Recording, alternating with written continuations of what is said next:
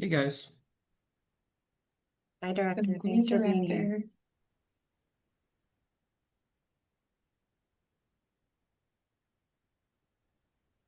Good morning, everyone. Thank you so much for being here with us this morning. Welcome to today's webinar, Smart Investments, Strong Families, How Medicaid Supports Ohio's Moms, Babies, and Youngest Children.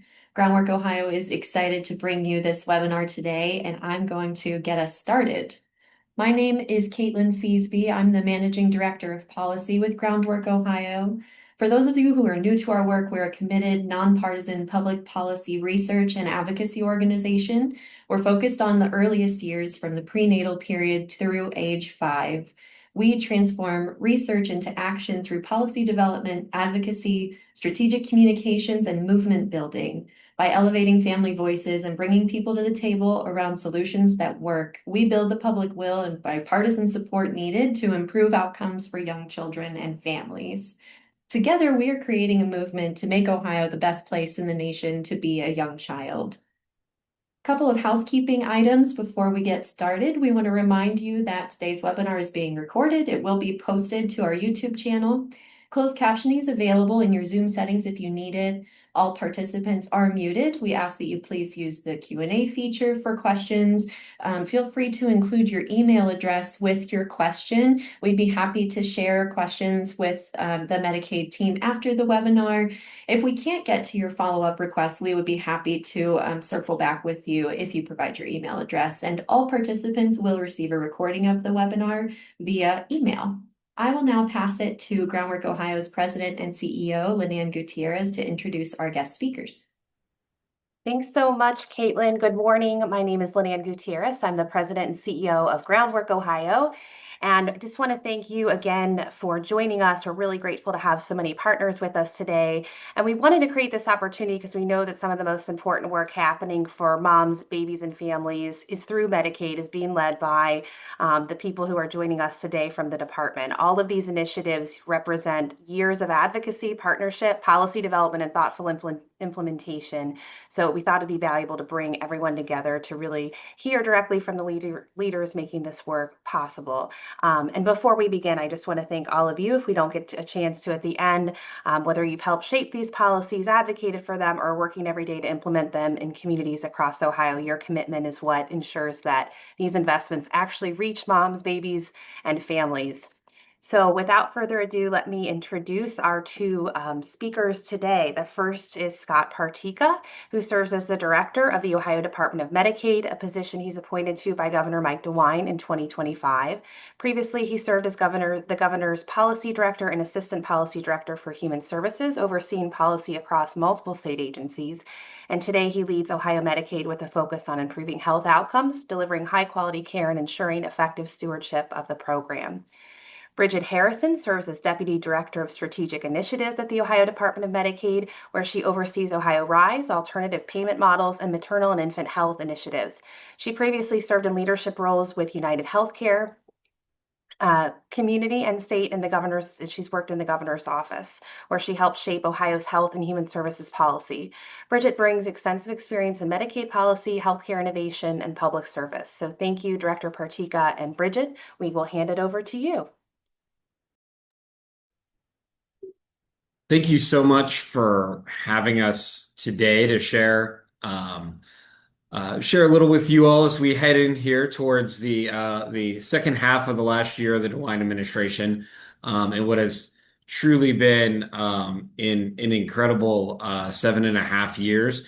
And I know many in this group have had the pleasure of getting to know the governor in one way or the other, and certainly know that he is probably not going to start working till the very last day when they're kicking him out of the governor's mansion, and we're certainly embracing that same mentality here at the department. And I think Bridget's thrown our presentation up on the screen. While she's doing that, again, thank you guys for having us. As I reflect back and talked a little bit about my previous experience in the governor's office, and I think back to the various initiatives we've had across the entire enterprise of the DeWine administration and the great cohesion between the cabinet agencies on coordinating that work um, is extremely encouraging to see across the spectrum, especially as we talk about Ohio's children, and especially as we talk about the youngest among us. As we talk today, as we move to the next slide there, I always kind of center myself in one of the governor's favorite quotes and one that had became endeared by I think many on the staff following his inauguration, where he talked for much of what we do, we will not see the results in the life of this administration, nor in some people's cases in our lifetimes. Yet we do these things nonetheless, grounded in the faith, grounded in the hope that we can change the future.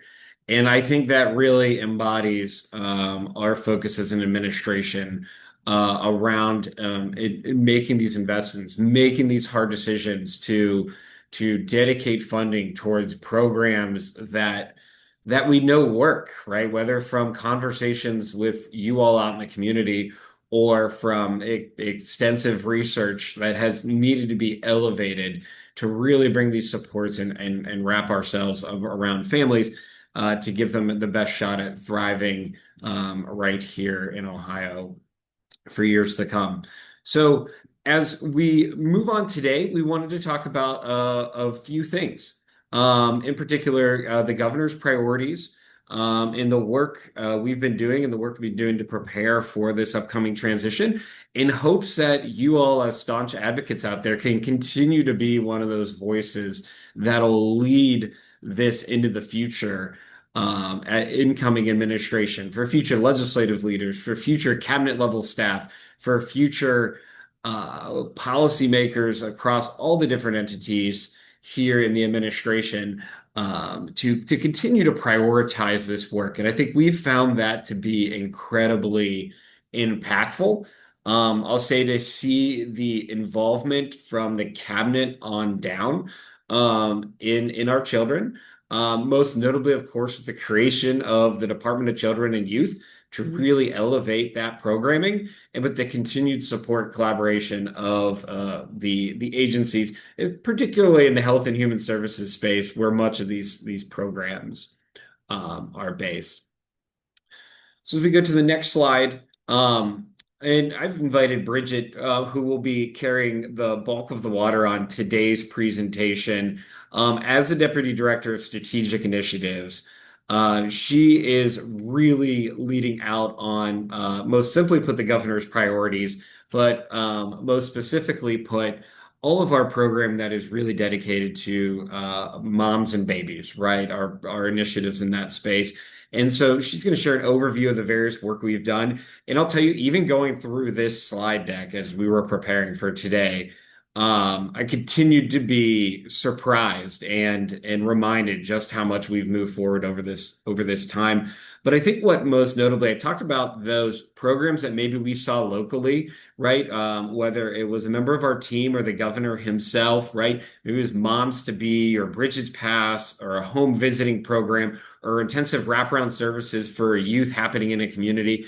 And we said, hey, let's not just look at how we can expand that, but let's look at how can we also partner with Medicaid to turn that into a long-term sustainable funding source, right? Every Medicaid service has a day one, whether it's nursing home care, personal care in the home, or physical therapy. It all had its first day, its first year, its first couple of years of being a Medicaid service, where it was challenging, it was new to providers. How are we going to build? All of that is a growing pain of a Medicaid service, but taking that first step is incredibly important. And what we hope is really building out an 88 county continuum of care of all of these services.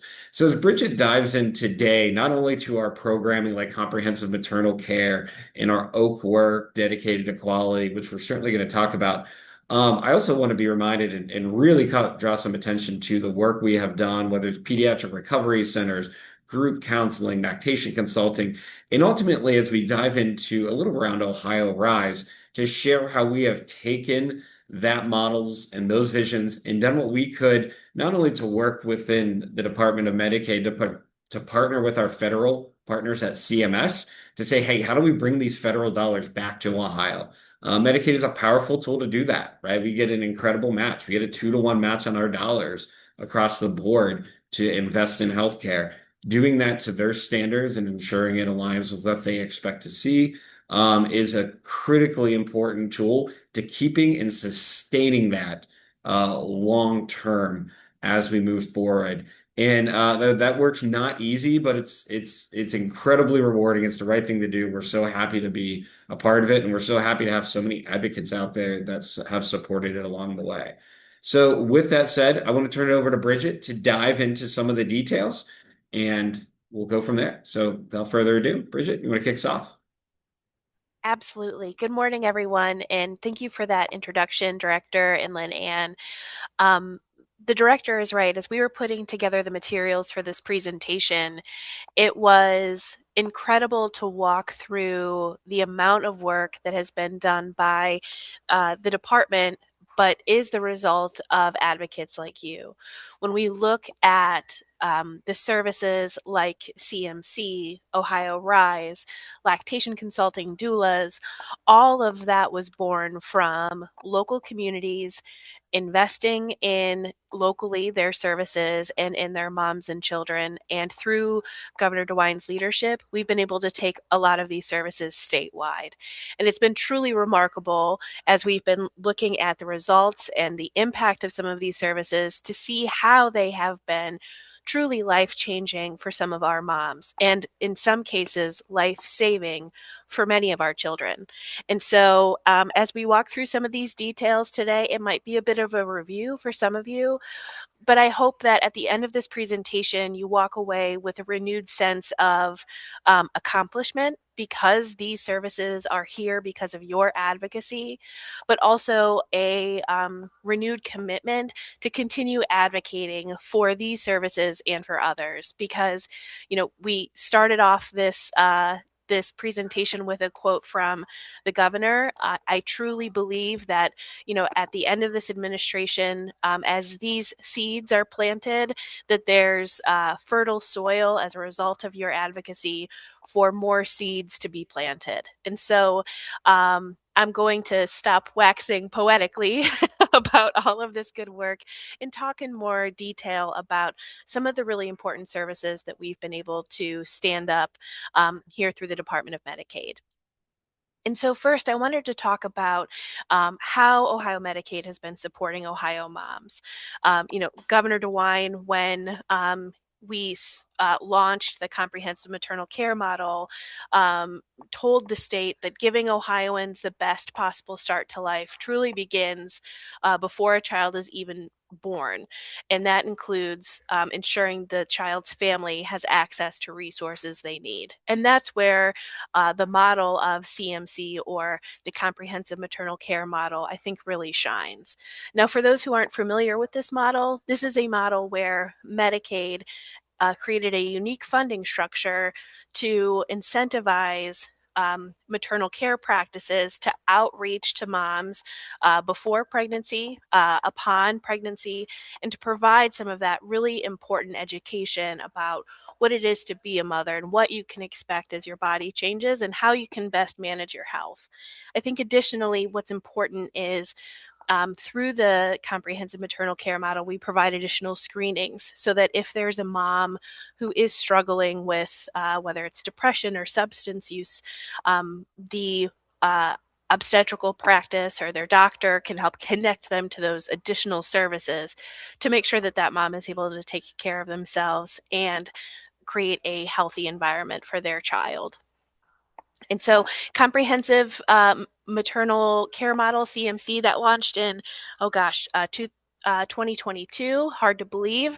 But I'm happy to report that we've served over 40,000 women statewide, and that we have growing amount of practices joining the program. Again, this is another investment where we are putting Ohioans' dollars where the practice transformation can happen, where a doctor can reach out to the community to help the mom directly and help the child directly and improve care.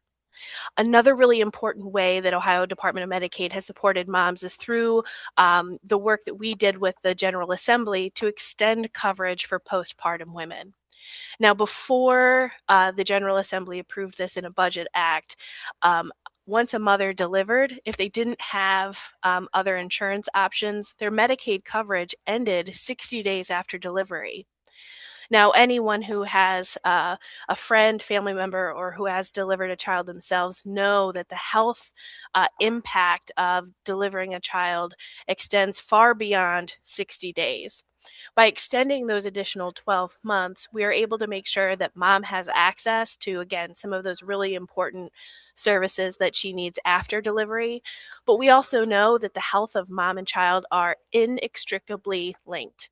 If mom is able to go to the doctor, then she's going to make sure her child goes to the doctor. And that's really important as we look at achieving some of those really important goals that we have around infant mortality, but also about preserving that future workforce here in the state. And so are really proud that extended coverage for postpartum women has continued.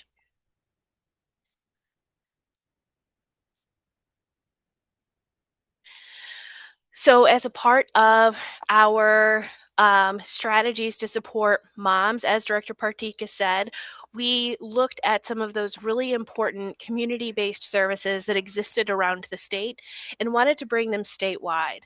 We acknowledge that those community-based services that are delivered, whether it's by a doula or by a dietitian, that one-to-one connection with a mother can be really life-saving, and especially if that community-based provider looks, talks like, and is from the neighborhood of a mother, that they're much more likely to engage in that broader healthcare system. And that's why Ohio Medicaid was really proud to create statewide access to services like group prenatal care, lactation consulting, group pregnancy education, and doula services. And so here on this slide, we have some snapshots of what our experience has been with these services. And you'll see that this investment is really impactful. You know, I look at lactation consulting and how challenging it can be for a new mom, especially navigating that decision around breastfeeding.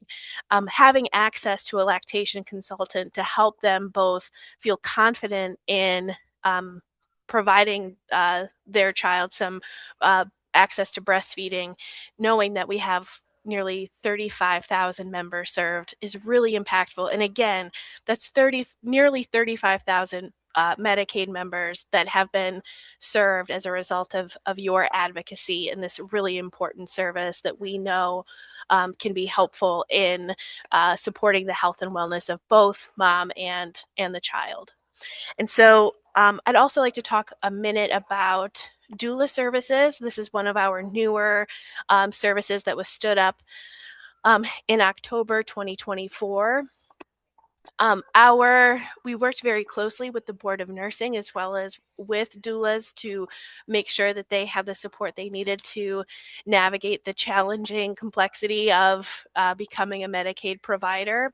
And again, while we're continuing to work to build up that workforce, we're really happy with some of the outcomes that we have seen at a preliminary stage with the work of doulas across the state.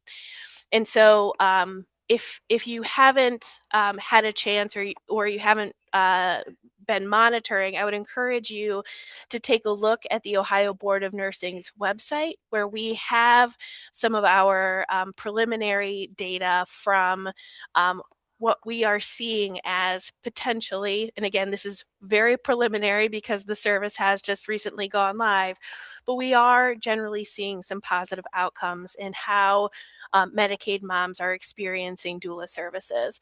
But the Ohio Board of Nursing has a significantly more comprehensive report. This is just a snapshot for today's presentation, but would be happy to circulate the link to some of those preliminary outcomes for you all.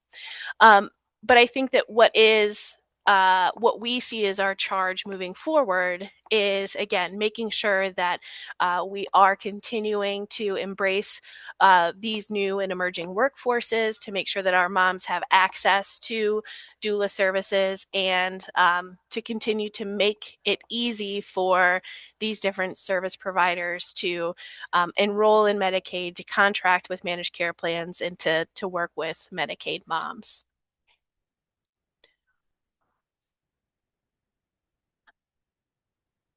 I couldn't resist when I saw this picture of this child. When we were looking at putting together, how do we talk about how Medicaid supports healthy babies, this picture, I think, captured the joy of some of these services.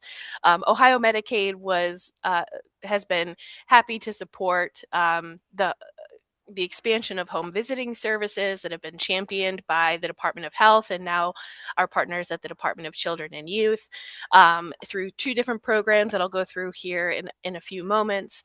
We've also made some significant investment in making sure that there is opportunities to support freestanding birth centers, as well as pediatric recovery centers. As Director Partika mentioned, pediatric recovery centers is an emerging model that even as recently as 2 months ago, we had some calls from other states who are interested in expanding. And so this is, again, an area where, due to your advocacy and the advocacy of local communities making those important investments in children and youth, that Ohio is continuing to be a national leader in identifying some strategies to support making sure that we have healthy moms and children.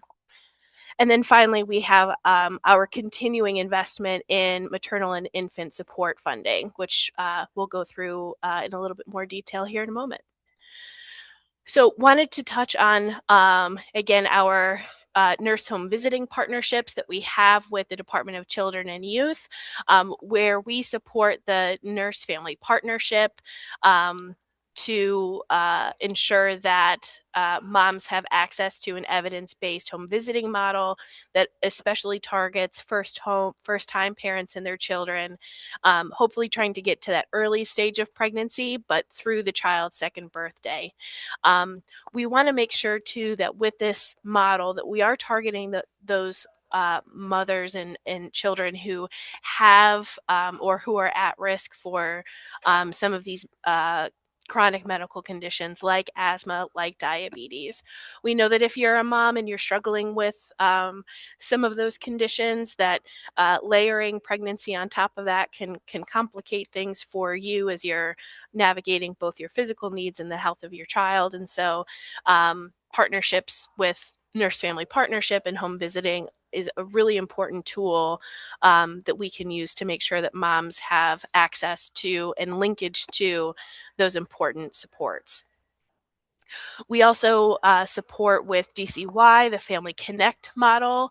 Again, this is a model that a nurse will come to the home and work with the family to make sure that the child and the mother are navigating those early stages of life safely and connected to that broader healthcare system. So we do expect to begin enrolling providers in the Family Connect program later this year, but again, a really important project that we have in partnership and are supporting our partners at the Department of Children and Youth with. And so wanted to provide a little bit more detail as to what folks experience when they engage in the Family Connect model. Here are just some of the services that the Family Connect nurse can help with. Again, we want to make sure that as a new mother is experiencing that those first stages of postnatal life, that they are supportive and connected to the broader healthcare system to make sure that they have what they need and that their baby is also safe, happy, and healthy. And there are some links here as well if you are interested in learning more information through our partners at the Department of Children and Youth. Wanted to pause for a minute to talk about the exciting work of the pediatric recovery centers. Again, this is a project that where Ohio is a leader nationally through innovative models like Bridget's Path. We've worked with our partners at the Department of Children and Youth to create a reimbursement model so that those mothers who are and families who are caring for infants experiencing withdrawal have the supports that they need. I think that right now, Bridget's Path is our only pediatric recovery center in the state, but we are working with some other providers who are interested in creating similar structures. Again, looking at supporting some of our most in need moms and children to make sure that they have what they need to be happy and healthy.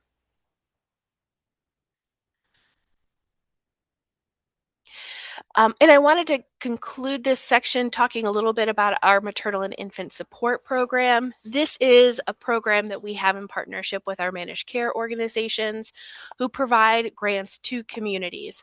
And these grants go on to fund some of the programs that really go on to statewide expansion. So when we're talking about seeds, my mind immediately goes to the maternal and infant support program.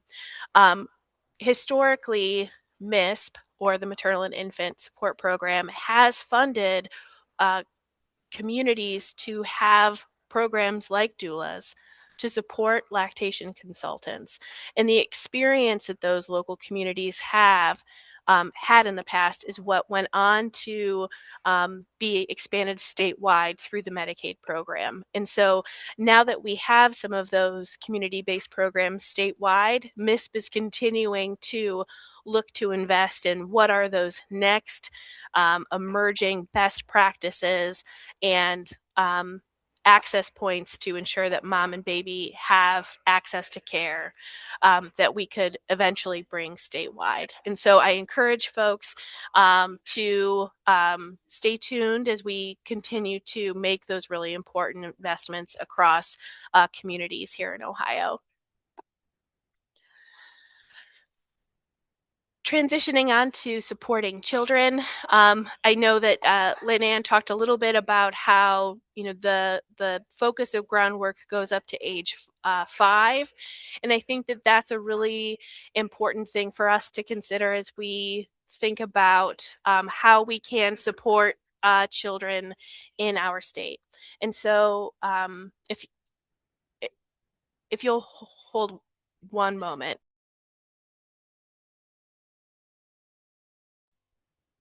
Well, Bridget's transitioning. Sorry. No, thank you guys. And we wanted to touch on this a couple of things that struck out to me as coming over here as director, getting to get a better understanding of the weeds of these programs that really speak out to me as Bridget goes through some of these details is the Oak partnership with the managed care plans and the children's hospitals has really fostered almost a new age in managed care quality work.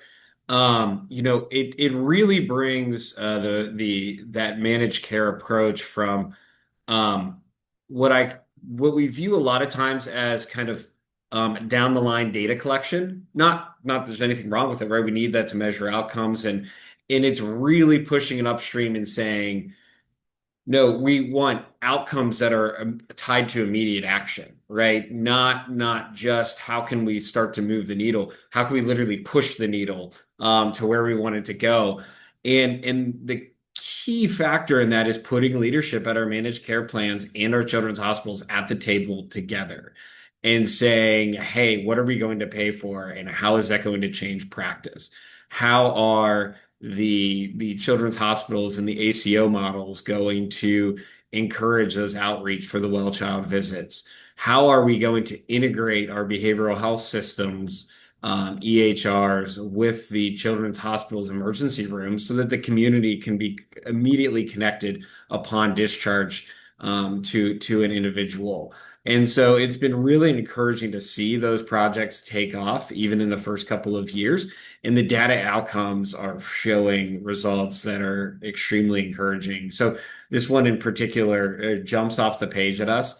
And then Bridget will dive into Ohio Rise as she's living and breathing it every day here at the department. What I found most notable, we'll talk about it, and we have talked about it a lot, but really is the whole family model and approach that we've taken with this program, and the impact that getting connected to the services that otherwise they were not receiving really has a holistic family impact on folks. So I won't steal too much of Bridget's thunder on Ohio Rise, but it's a very encouraging time as this program has been building. Right, I always view it as it's a three-legged stool, right? You have your behavioral health services for kids, your traditional ones out there that we needed to increase access to and improve coordination. Right, so we built out the care management model to support that. And now that the program is maturing, we're starting to see the new services grow in a way that's incredibly encouraging, that we think is going to set Ohio up for some long-term success in this space. So with that said, Bridget, if I'm going to transition to the rest of your presentation. Great. Thanks, Director, and great save. uh, so I think that the director brought up something really important in this transition, which is as we within the Department of Medicaid have been thinking about how do we, we have these really important models that focus on um, making sure, recognizing that the health and safety of the mother is really important to the health and safety of the child. That whole person approach, that whole family approach really does carry through our dedication and development of models that are targeted at children. And Ohio Rise is a really great example of that, as is the work that our quality teams lead on OAK, which is also known as the Outcomes Acceleration for Kids. And so, to talk a little bit more about Ohio Rise is a specialized managed care program for kids with complex behavioral health and multi system needs. Now, we've been reminded that that's a mouthful. So, who are the kids? Who are the youth and the families who have complex behavioral health and multi system needs? This is a population that lives within that 0 to 5 universe that Linan set us up to talk about here today. It's those kids who may have developmental needs, who may be involved in child welfare, who also may have some behaviors due to either their family life or those things that are outside of their control. And so Ohio Rise brings together unique services and care coordination to help those children and families in navigating those systems, and again, maintaining that they have access and linkage to that healthcare delivery system to make sure that they are healthy and can grow into successful adults and our neighbors and friends. And so, as the director said, we are focused really on looking at the whole family structure and bringing all of those different components of a child's life to the table through Ohio Rise. And so our major goals are listed here, where we are looking to have that kind of central point of contact who can help coordinate across all of these systems, whether it's the hospitalization because of the youth's behavior, whether it's child welfare, and or ensuring that the youth has what they need so that they can go to school and participate, learn, and grow. And Ohio Rise brings some unique services to the table. This isn't just your traditional, managed care program where you are connecting to your doctor and you're just not receiving that medical bill. Ohio Rise is really focused on bringing some unique services that haven't really traditionally been available in Ohio, including mobile response and stabilization, intensive home-based treatment where a behavioral health provider goes into the home and works with both the child and their family on their behavioral health needs. We also provide respite for those who are in need, where due to the complexity of a youth's behavior, respite can be a lifeline to parents who are struggling with the stress of raising a child with those complex needs, but can also be beneficial to the child by promoting that social connection to the community.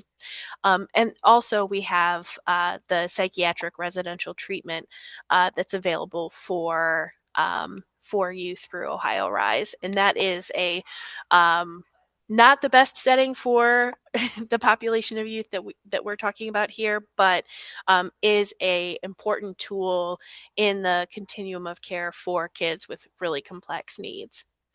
And so when we were when we were thinking about what about Ohio Rise might be most meaningful to you all today, we went back to some of our care management entities and asked them to come to us with some stories about how their care coordinators have experienced working with this young age population. And this was one of the stories that was shared with us from our partners at Integrated Services for Behavioral Health, which covers the southeastern part of the state. And they shared this story of a 6-year-old who, prior to Ohio Rise, had some real challenges communicating as well as expressing themselves. And in those moments where they struggled communicating, that resulted in outburst behaviors and behaviors that disrupted the family, as well as their ability to participate in that really critical early childhood education. But through the care coordination that was provided by Ohio Rise, the youth was linked to some of those supports, and the family was given access to some of those respite services that I mentioned that provided the family enough support that the youth has been able to make progress. And so I think that, as the director said, when we are as a department thinking about creating models, making those really important investments to support not only an individual child, not only an individual mother, but we're really looking at that whole family experience and recognizing that the success of that family is really tied together. And so I did want to just leave some takeaways about Ohio Rise for you all. And so these are kind of the quick, the quick facts, so to speak. As I mentioned, it is a specialized program that we work across agencies with. This is a program that we partner very closely with the Department of Children and Youth, as well as the Department of Behavioral Health, Youth Services, and others to make sure that we are working across systems to make sure that we're serving our children and their families. We provide that coordinated and integrated care, and that sometimes that linkage to primary care where necessary, those important well child visits and medical visits, and is a program that's really intended to help address any custody relinquishment. That very difficult question that some parents are faced with when they have a youth with complex needs. That really challenging question of if I don't have the capacity to care for my child, will I have to give them up to the county or to the state to better manage their care? Ohio Rise uses these different services to address that need and to make sure that we are serving the whole family and not just the child.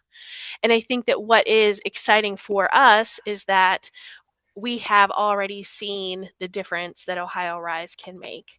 As the director said, that specialized approach, that looking at the family, that providing that very targeted care and those specific services, we can see a difference in outcomes already. And so we were happy to share this at our most recent Ohio Rise public meeting last month.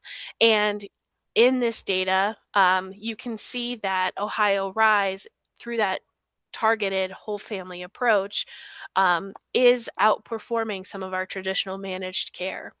And, I think that our managed care plans are a really important partner for Ohio Rise. And you can see that here, especially in the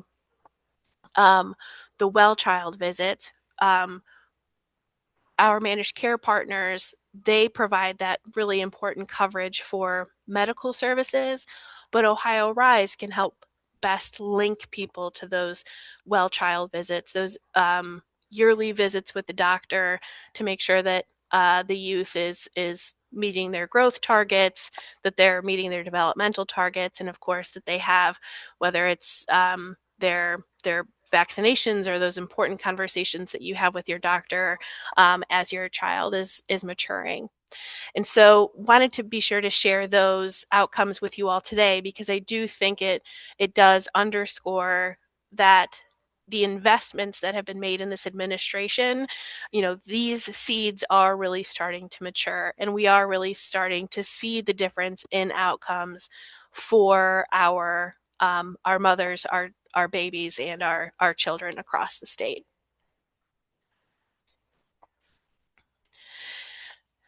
And that is a really great segue into some additional quality work that we're doing with the Outcomes Acceleration for Kids Project, OAK.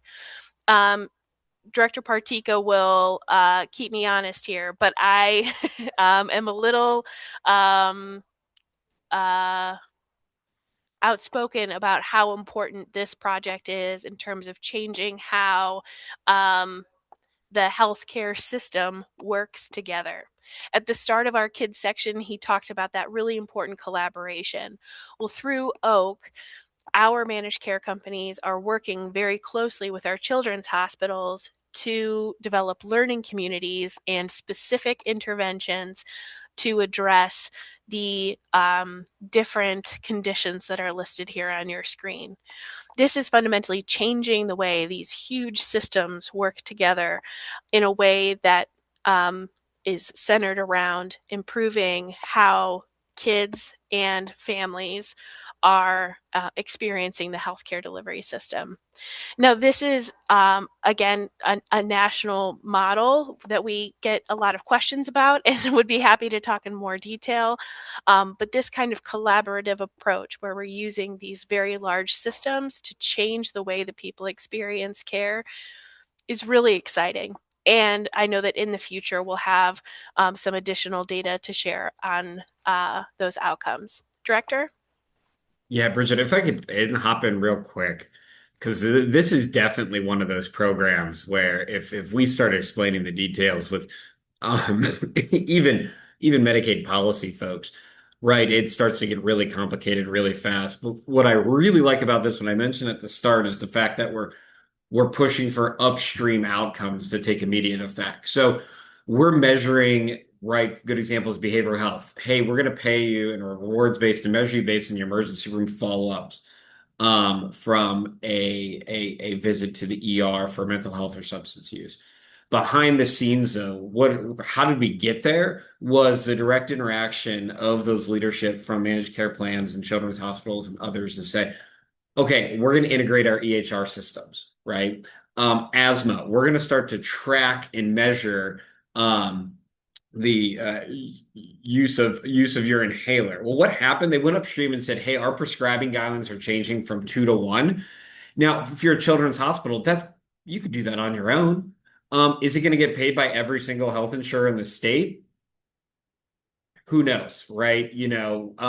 But what they did was they sat down and said, hey, let's all pull prior authorization for the first two, because we know that if an individual has this, there's better outcomes. And it was bringing everyone to the table, looking at the data and saying that will improve health outcomes. Everybody is going to pull the prior auth for that particular service, because there's been this much work dedicated to showing that's needed. So you remove the barrier, the potential barrier of the insurance side. You enable the clinical decision to be elevated to that point, and all of a sudden you start to see compliance improving across the state in an exciting way. Sickle cell disease is another one. The behind the scenes work on that is really new and encouraging treatment that is just hitting the market. That, of course, is not cheap, is not easy to care for, but is going to make lifelong improvements for kids with sickle cell disease that will be life changing. And as that was hitting the market, leadership said, this is an incredible opportunity for us in Ohio to ensure we're making that investment so that providers can provide this level of care without the constraints. So it's sitting down, writing the rules of engagement and using this as a metric for monitoring folks, but really that behind the scenes coordination is what moved the needle. And so again, kind of the real, when you think about what is the patient example of what they're experiencing, it really gets to that effect. And I think this is a great thing to build off of. And as we transition administrations, initiatives will change, emerging trends will pop up, and you'll certainly maybe see some change. But I think the foundation that's been built here is a great opportunity to continue moving forward as you identify those priorities for upcoming administrations. It's a great tool in the toolbox. So.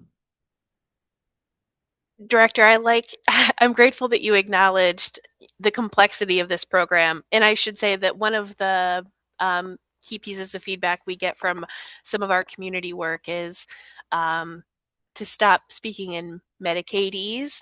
And this one is a hard one to do that. But I would think of it similar to how we talked about Ohio Rise, where within Ohio Rise, we're centering a youth and a family, and we're moving all of those systems around them. But in that case, it's usually a single care coordinator, a single magistrate, a single PCSA worker, a single representative from a local DD board, and those individuals are wrapping around the youth. In the instance of Oak, this is where the department is moving up to that macro scale where we are asking our managed care companies to wrap around these measures, and we're asking our children's hospitals to wrap around the other side. And so this is truly, taking that whole person philosophy that the director identified and bringing that up to a larger scale to say our expectation is that these large systems are wrapping around these specific needs and working together to make sure that we're driving outcomes that do kind of trickle down and impact those individuals experiencing these conditions. And in that way, it's a really exciting program. And I know that in the future, and I think that what we'll be asking in the future is to see the outcomes of this really important work. And so as we wrap up our discussion today, again, appreciate everyone's comments and we've been able to see some of the questions through the chat.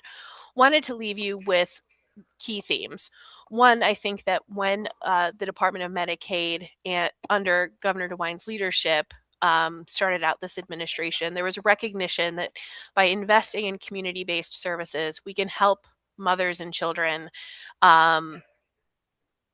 and we can meet them where they are, that we could create unique and sustainable funding pathways that can bring access statewide, and that we can, through that whole person philosophy, prioritize and promote quality improvement, that really important cross-sector collaboration that you heard about as we talked about our programs to help mothers, infants, and children, but ultimately that we can improve outcomes for all Ohioans.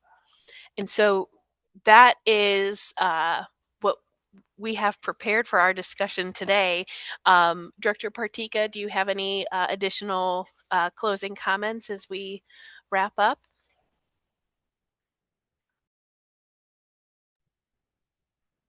No, I appreciate everyone's time today for hopping on and joining us. I guess I'll turn it back to the groundwork team.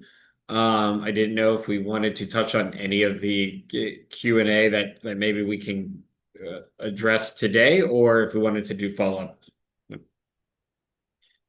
Sure, I'm happy to look at the Q&A. I've been monitoring it throughout. Some of them are a little more specific, but I wonder,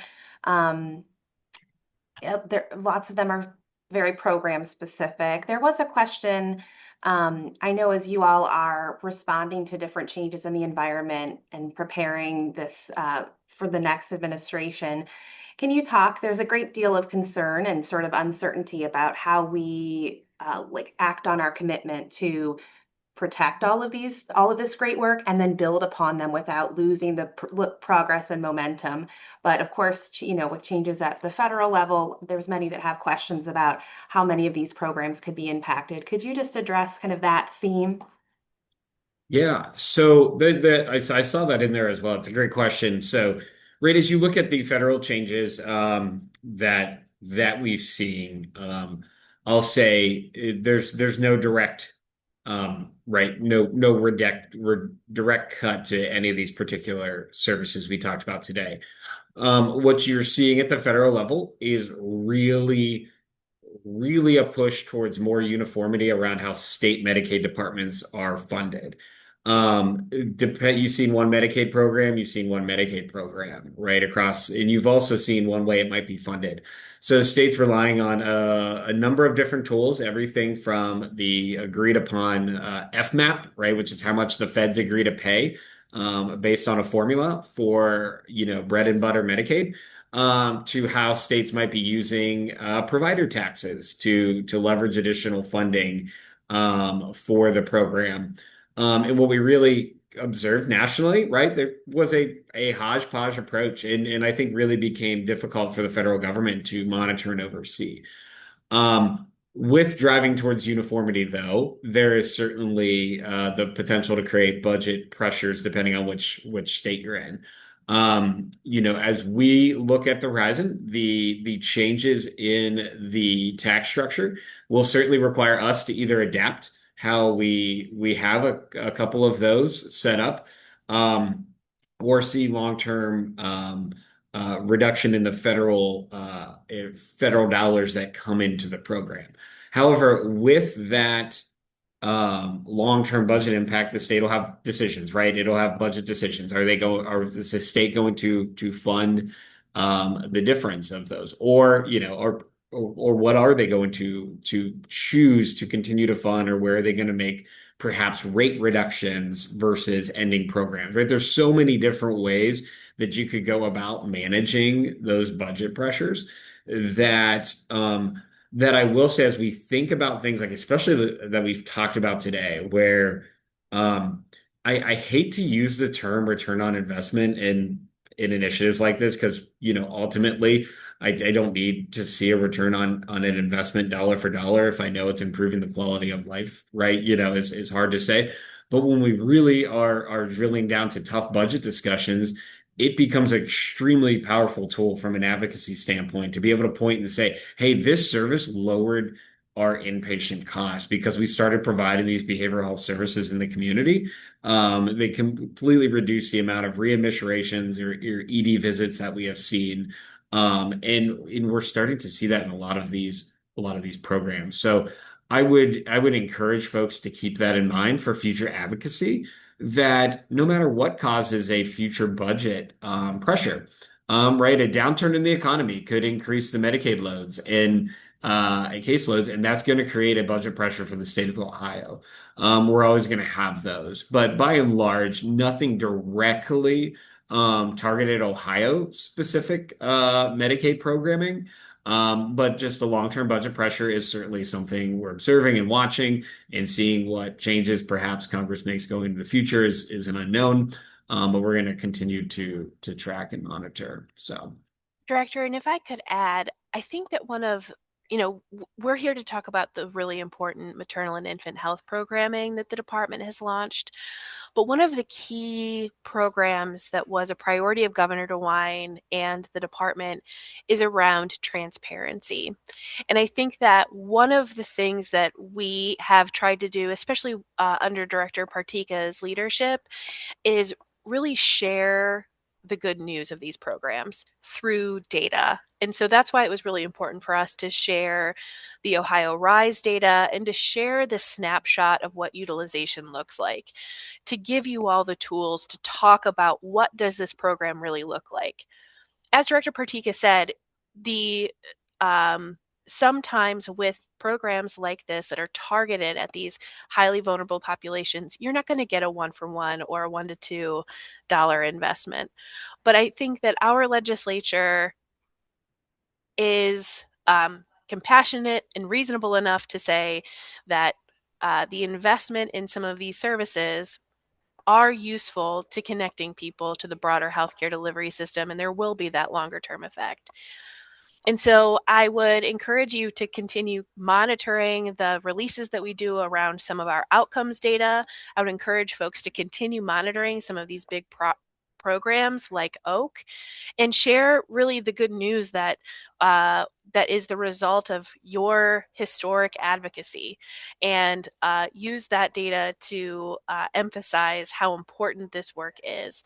And I think that, Director Partika and I can talk about the good work of these programs probably all day. At least I could. I'm sure. Well, we could race later, but I think that ultimately it's you all telling the story of what you're seeing in our communities, and using the resources that we're doing our best to disseminate as quickly as possible to tell that really important story.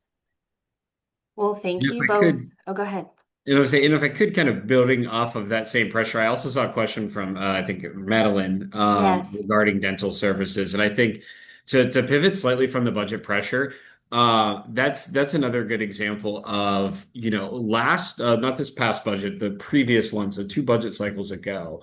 I mean, there's a significant investment made in Medicaid services. I mean, we see rate increases. Usually, provider groups would come and ask for 3 or 4 or 5%, right? Like cost of living type adjustments to the Medicaid rates. What we saw was services as high as, like home health providers, 35 to 40%, private duty nursing. Dental was another one of those during that budget. There was a significant investment made in the rates. Right as folks looked at where we saw nearly an 80% increase in our dental rates because it was simply, dentists were telling us it was simply just not cost effective for them to be picking up the Medicaid patients. And so the response, and supported by the General Assembly and the governor, was to sign a budget that included a significant rate increase there. And Bridget talked about the transparency there initiative. This is another great example of we have seen our cost increase in the dental space, not just in an 85% or an 80% rate, but also in a utilization. We are hearing from dental clinics that it is easier for them to set up a school-based dental program in a lower income area because they're able to base it off of that enhanced rate increase. That is incredibly encouraging. Now, of course, that's another good initiative of how we have to be working across all of state government, because we have a supply and demand challenge like we do in many other parts of the healthcare system.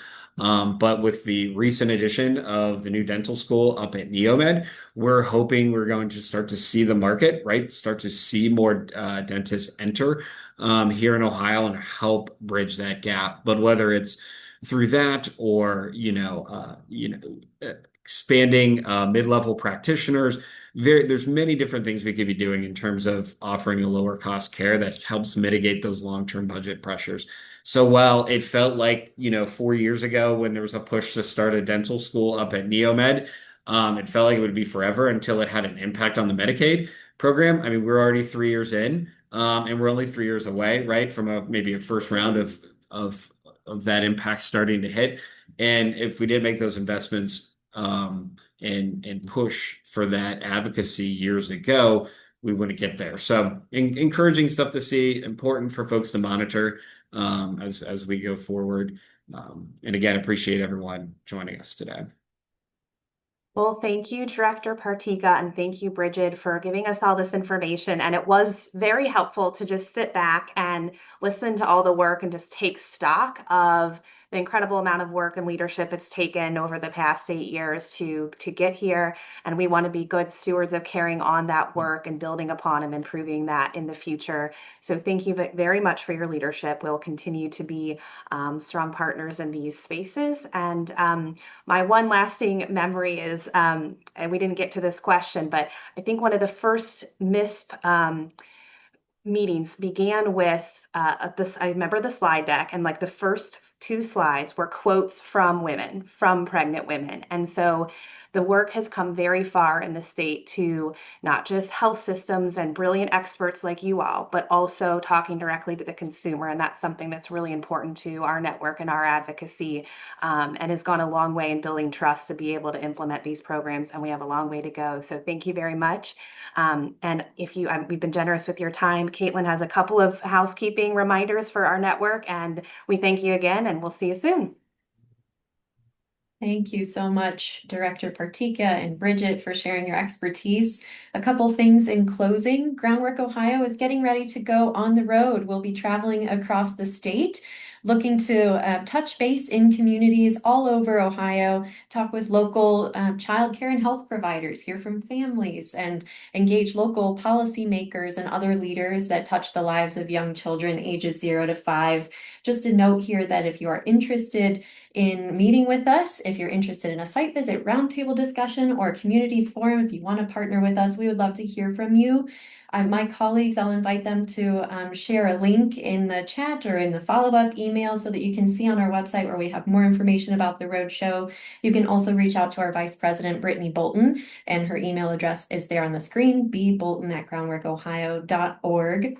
If you're new to Groundwork or if you've been following us for a while, we also have a handy dandy landing page that has all of our research and reports on it. You can scan the QR code there. I'll linger here momentarily, but you can also access it on our website. And again, I will invite my colleagues to share that link there.